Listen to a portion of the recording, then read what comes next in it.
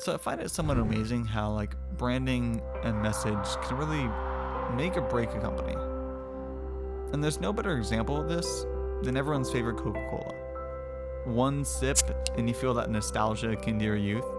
And this is a company that has completely permeated itself into this world that it can be bought in all but 3 countries. But it wasn't always this way. In fact, everyone's favorite fizzy water could have easily vanished from the face of the planet if it weren't for its marketing. To understand how this might have happened, we need to go back to 1899, to the office of Asa Chandler, Coca-Cola's CEO, during a meeting with Benjamin Thomas and Joseph Whitehead.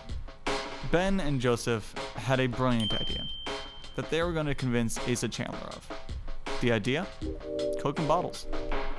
You see, sodas were entirely a fountain drink at the time, and Asa Chandler saw no reason for this to change. But after hours of pestering, Ben and Joseph got Asa Chandler to sign their contract to sell them Coke syrup. But there were 2 important things Asa Chandler didn't know.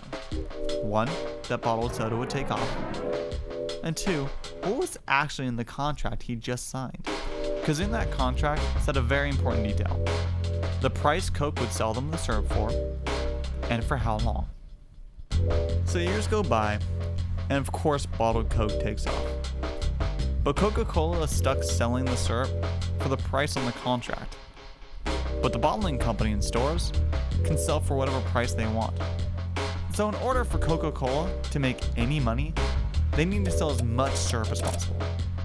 And having the bottling company raise the price would just decrease the amount of people buying Coke. So what does Coke do? They advertise.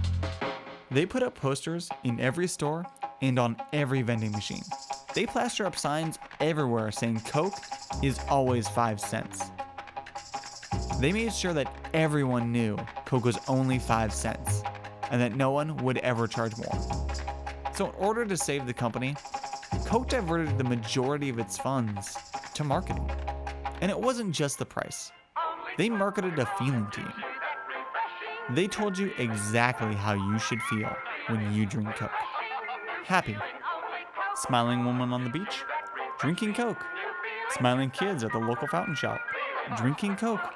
And even a smiling Santa Claus, drinking Coke. They reinforced the idea that inside every bottle of Coke was a little bit of happiness. The entire time Coca-Cola was selling Americans the 5-cent Coke, they were also selling smiles in a bottle. And that little contract persisted for nearly 60 years. All the way up until 1959. So, while other drink companies raised their prices, Coke stayed 5 cents. This meant that nearly everyone could afford a Coke. And the fact that Coke couldn't make more revenue by raising its prices meant the only way they could make more money was by selling more and more Coke. So no matter how poor you were or how far away you lived, they were going to do their damnedest to make sure you could have a Coke in your hand. They would make sure that everyone could have a little bit of commercialized happiness. So if Coca-Cola hadn't focused on their 5-cent advertising, they would not have kept up their sales and would have likely gone out of business. On the other hand, if Asa had never signed that contract, they never would have kept their prices so low and would not be able to spread as far as they did.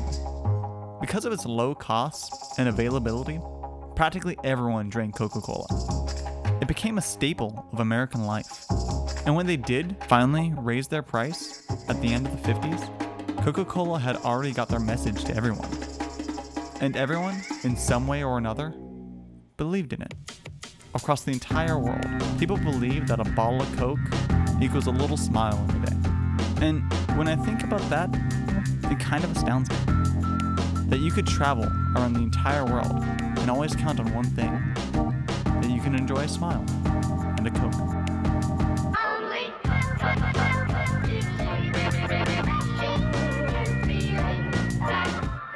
All the way up until 1959.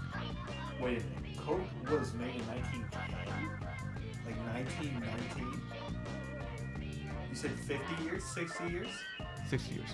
Well, no, Coke was originally made in 1890. Holy shit, I had no idea. The contract that they signed was 1899. That is insane.